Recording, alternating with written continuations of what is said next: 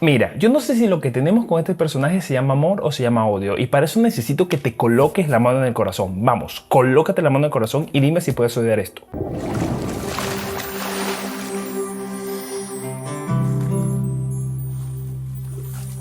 Me llamo Tokio. ¿Se acuerdan de mí? Y vamos a estar claros, capítulo 1, temporada 1, todo 1, lo primero que nos lanzan es esta escena. Me llamo Tokio. Pero cuando comenzó esta historia, no me llamaba así. Uno dice, cónchale, esta serie va a estar buenísima. Y después que pasan unos capítulos, uno está así. Lánzala, vale, lánzala para que sea seria, cónchale.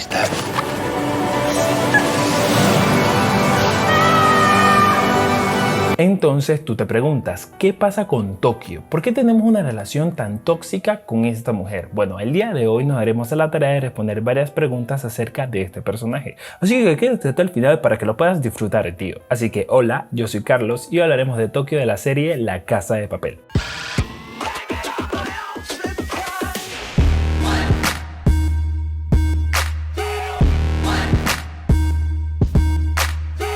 Mi último video de esta serie también fue de una de las mujeres de esta banda, de Lisboa. Te dejaré el link aquí arriba para que lo puedas disfrutar tan pronto termines este, claro está. También aprovecho la oportunidad para invitarte a suscribirte a este canal, dado que si te suscribes me estás ayudando a poder llegar al objetivo de poder monetizar, dedicarme a esto, crear más contenido, etcétera, etcétera, etcétera. Dado que por ahora solo es un hobby que le dedico tiempo cuando tengo un resumido espacio porque hay que trabajar, hay que comer. También te recuerdo que lo que estás a punto de ver tiene un gran contenido de spoiler y no quiero que me digas, ya no viste La Casa de Papel, me estás spoileando. Pues vamos a la acción. Soy la mejor capitana que puedes tener ahí dentro. Porque cuando las cosas se ponen jodidas, yo respondo. Y eso no se estudia, ¿sabes? Bien, para esto vamos a responder la primera pregunta. ¿Quién es Tokio? Bueno, ya todos sabemos que Tokio es el apodo que tiene en la serie, pero su nombre real ficticio es Silene Oliveira y es uno de los miembros de la banda atracadora de la Fábrica Nacional de Moneda y Timbre y luego del Banco de España. Su madre la crió siendo madre soltera, trabajando en una fábrica de maletas, pero tenía muchas dificultades económicas, lo cual la llevó a trabajar en el turno de la noche, y es por eso que Tokio le tocaba pasar los días sola, solo teniendo aproximadamente 9 años de edad. Ya esto nos explica muchas cosas de Tokio. Una niña de 9 años de edad sola todo el día, por supuesto, se iba a echar a perder. ¡Diablos, señorita! Es importante mencionar que la falta de supervisión de esta niña hizo que a los 14 años ya tuviera un novio de 28. Ahora te voy a tocar la jalea.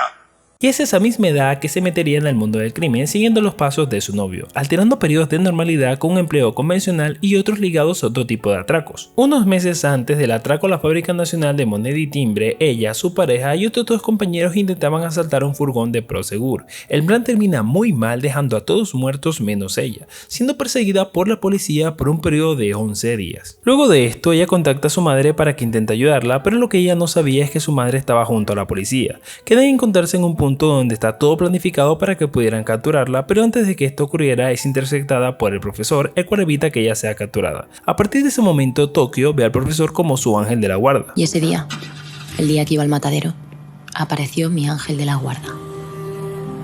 Pero una nunca sabe a ciencia cierta cómo es un ángel de la guarda.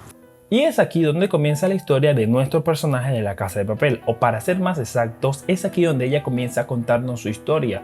Pero a lo largo de la serie nos damos cuenta de un pequeño detallito, y es que la mayoría de los problemas comienzan es por Tokio. Y es por eso que llegamos a la segunda pregunta del día de hoy. ¿Por qué Tokio es tan problemática? Tener una mala infancia puede significar que una persona tome malas decisiones, pero en el caso de Tokio esto va mucho más allá, pues estamos hablando de un problema serio de personalidad. Tokio es la viva imagen de alguien que es reacia a la autoridad y esto lo muestra en varios momentos, comenzando incluso antes del primer atraco. En los 5 meses de preparación el profesor les dio la estricta regla de nada de relaciones entre los miembros de la banda. Nada de nombres, ni preguntas personales, ni por supuesto relaciones personales. Cosa que Tokio obviamente vio como una regla que podía romperse sin consecuencias, pero lo primero que hace es establecer una relación con Ryo, y por mucho que Ryo quizás esté de acuerdo con cumplir las reglas, es innegable que no sucumbiera a los deseos de este mujerón, pues todos sabemos que Tokio es un Maserati. Esta relación fue la causa principal de todos los problemas de esta serie, y no me estoy refiriendo solo a la primera temporada ni a la segunda temporada, sino a todas las temporadas, así que hagamos un poco de memoria. En las primeras horas del primer atraco, Tokio presencia cómo Ryo es herido, y aquí comienza a lanzar disparos como loca a los policías, sin importarle si estos mueren o no. De matar a algún policía, todo el plan sería por el caño, pero obviamente a Tokio eso no le importa. Más adelante, Tokio, discutiendo con Ryo, cometen la equivocación de dejar que Allison se conecte a internet, y esto llevó a que por medio de una foto la policía pudiera descubrir su identidad. A Berlín, por supuesto, esto no le gustó, por lo cual hace que Helsinki y Oslo le den una paliza a Ryo. Por primera vez me di cuenta de que siempre había fallado una cosa en todas mis historias de amor. Siempre me habían cuidado a mí. Pero esta vez iba a ser distinto. Es por eso que Tokio se declara en rebeldía contra Berlín, llegando hasta el punto de casi matarlo, haciéndole la ruleta rusa. Claramente esta tipa está loca, pero a ninguno de nosotros nos importa porque sigue siendo un Maserati. También tenemos que recordar que es el mismo romance con Ryo el que da la base para las últimas 3 temporadas de esta serie, pues si ya no se acuerdan, el argumento por el cual la banda decidió atracar el Banco Nacional de España fue el rescate de Ryo, el cual fue atrapado por culpa de Tokio. Así que es fácil para nosotros decir que Tokio es la que tiene la culpa de todo, pero esto no solamente queda aquí. Tokio no solamente es reacia a la autoridad, sino que también es impulsiva, lo que hace que no sepas exactamente cómo va a reaccionar. Además que también es un Maserati. Y tú sabes lo que pasa con los Maserati. Tokio es un puto Maserati, todo el mundo quiere un puto Maserati.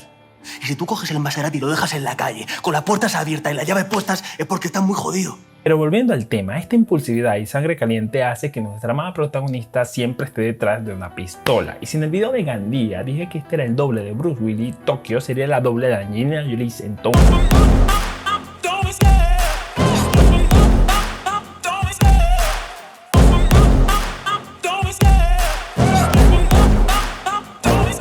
I love the chase and the hunt, and I set the pace when I'm running. I always take what I want and I always give it 100. Don't need a bank, no I'm funded. Play the game like it's nothing. I'm always thankful for something. Don't take for granted, stay humble. Now wake up! It's time to look at the enemy. Look in the mirror if he is no friend to me. It's not working out, maybe it's the chemistry. It's time to break up so I can make a better me. Better believe in your mind, cause it's everything. You can mold, shape, find almost anything. All it takes is some time and some clarity to find your identity. It's mind over everything.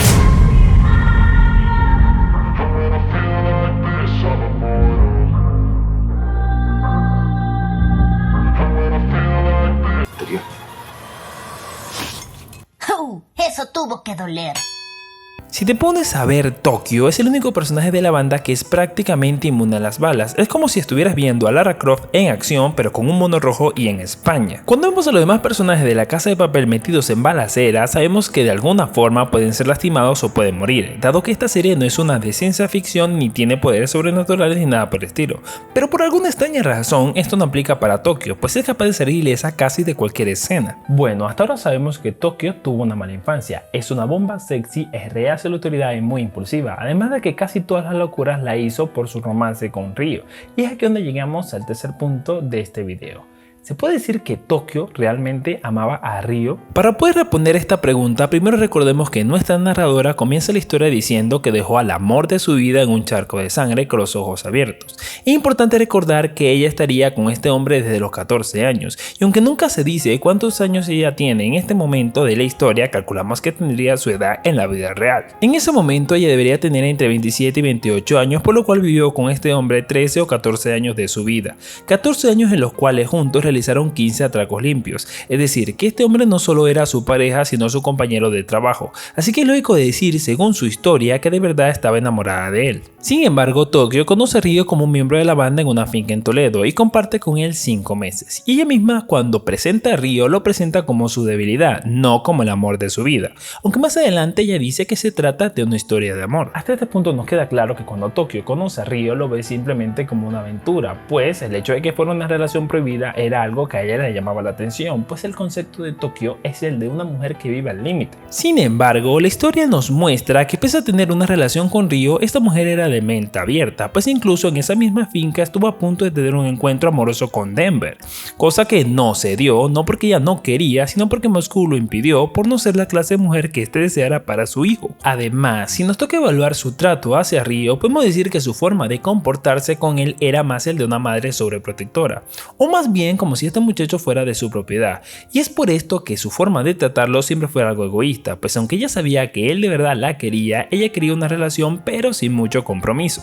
Pero claro, después de que Ryo fuera capturado y de existir la posibilidad de perderlo para siempre, fue que se dio cuenta que de verdad sí lo quería. Y es por esto que nuevamente busca a su ángel de la guarda, pero esta vez para rescatar a su amado novio. Bueno, aunque tratándose de Tokio, yo puedo decir que más que amor fuera que ella se sintiera culpable por lo que le pasó a Ryo, porque después que rescatan a Ryo y este la deja, lo primero que hace es ir a coquetearle a Denver. Así que para mí, esta mujer nunca estuvo enamorada de Ryo, sino más bien tenía una especie de obsesión con él. Ahora, si tú piensas lo contrario o me apoyas, te invito a dejar tu opinión en la caja de comentarios.